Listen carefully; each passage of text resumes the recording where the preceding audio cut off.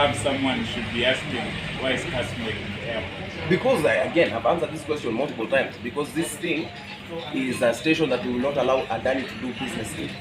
ADANI is not going to work in this airport because ADANI is a corrupt man. They cannot do business in their home country in India, but they can come and dump their money here. The Australian government declared them persona non grata, but they can come and dump their millions here. And if it is true, the allegation that they pumped in 2 billion and the person on top is skimming up half of the proceeds of that deal, it is time now we start treating these people the way you treat people with mob justice. The way one petty theft people are chomwed at the roadside. These are the things which these people are trying to wish upon themselves. And let them not think we've forgotten. You cannot just plunder, loot the future and the present of this country and think you will get away with it. You cannot get away with it. So anyone who's watching on this platform who's wondering what I'm doing at the airport, again, I came in a different outfit. People are asking, oh, how did this man come in here? I came in a different outfit. I came in a stupid looking car. Kama tu kajama amekuja kubeba mtu, and then now you change later. And that's what we are doing. There are a lot of my friends who are just sleeper agents here. And we are monitoring. Ikifika wakati, also we are monitoring also the people who are frustrated about not flying. Those are the people who we were used to protest here. So what was the, let people not think that we are fools. Anything that requires and demands the accountability of Kenyans, we will be there no matter what. We will be there, and that's why we're here. We're here to ensure this man does not do these silly dealings and undertakings here in our airport. We want them, and the Kenyans, we will not pay. If you're watching this, usijaribu kulipa, tusikubali kulipa deni ambayo tulichukua. So if a person comes, alafu waoshwe, let them deal with that person. The same thing we are telling these international government institutions. Kama IMF imepatia mtu pesa, na tulisema usipatie huyu mfisadi pesa. Kama if you ended up giving them money, you deal with them. We will not pay. That's what we are saying. What information do you have that we don't have about JKA? All the information that's brought us here is because this is a corrupt deal. We know that they've pumped 1.8 billion in here. It's taking 1.3 billion to make a new airport in Rwanda.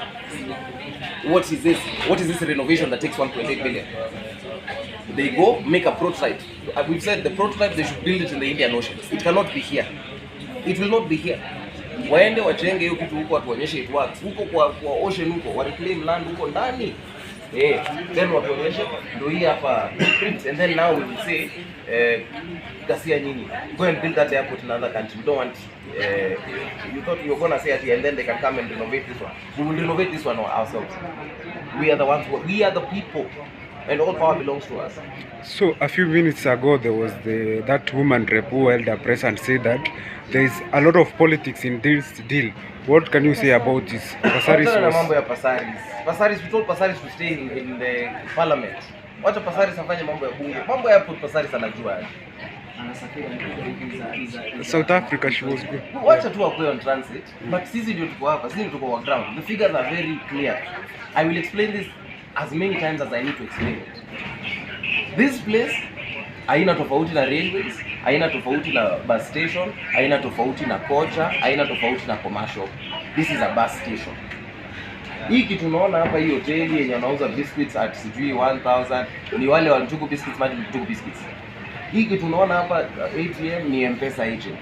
What you see here as planes, you have KQ, you have Turkish, you have KLM, you have Qatar, you have whatever it is. Those are the various buses, your Super Metros, your Double N, your City Hopper, your Mini. If one of them is failing, if one of them is a loser, is a sinker, you don't come and say that now the whole station has a problem. ADANI is not taking over one of those things. He's not trying to revive KQ. What he's trying to do is take over the entire airport, and that's what we're saying. It will not happen. We will not allow it. And ikibidi, we will bring 1,000 youth. We will book flights. Tuseme sisi tunataka kutoka JKA, nataka tusafiri kwenda Kisumu. Na ikifika wakati wa kupanda ndege, hatutapanda ndege. We will sit down at the runway. Watukanyage wote basi. The man will not do business in this country. If you are a corrupt person, if you have been declared a persona non grata, you will not do business in this country. It cannot happen. It will not happen. I've heard you dismiss issues about Pasaris not knowing. Does it mean that our Kenyan MPs don't know what is happening? See how she's on transit. Yeah, what we're doing is an inconvenience. We are just inconveniencing her travel. What about other MPs? Other MPs, what have they said? We have seen the senator from Mombasa was also. was also around.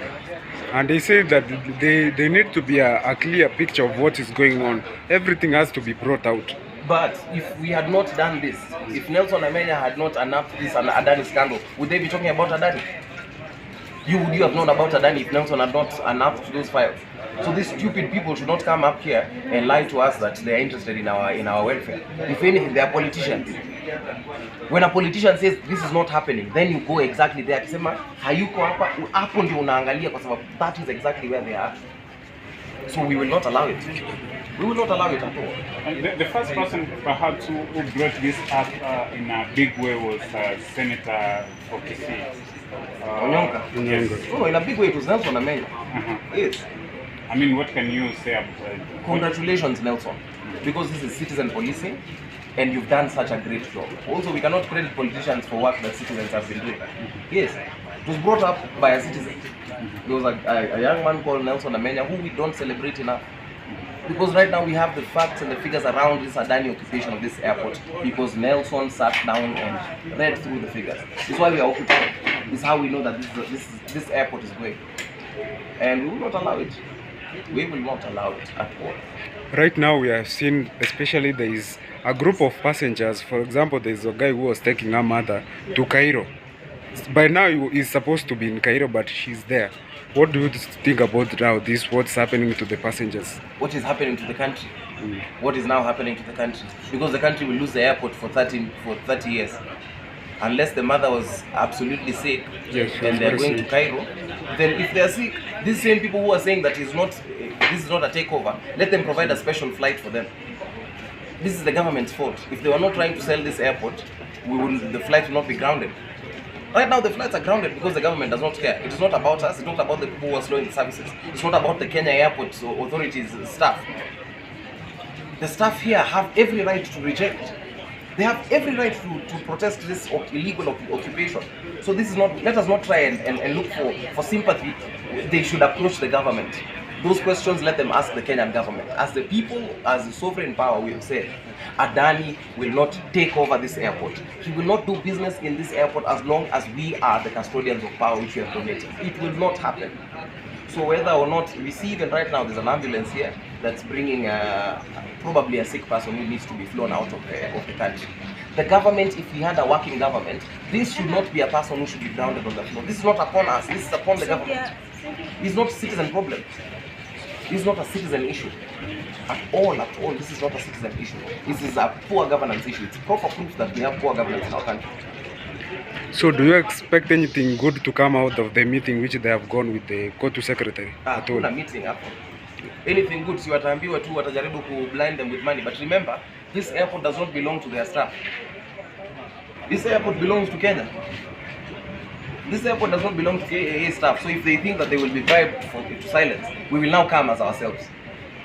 Hakuna, and even from here, they don't. But so far, do you appreciate the fact that KAA have taken into their consideration that the airport is going and they have decided to stand with the Kenyans? I don't care about their consideration. The people who I want to really commend are the staff members of KAA.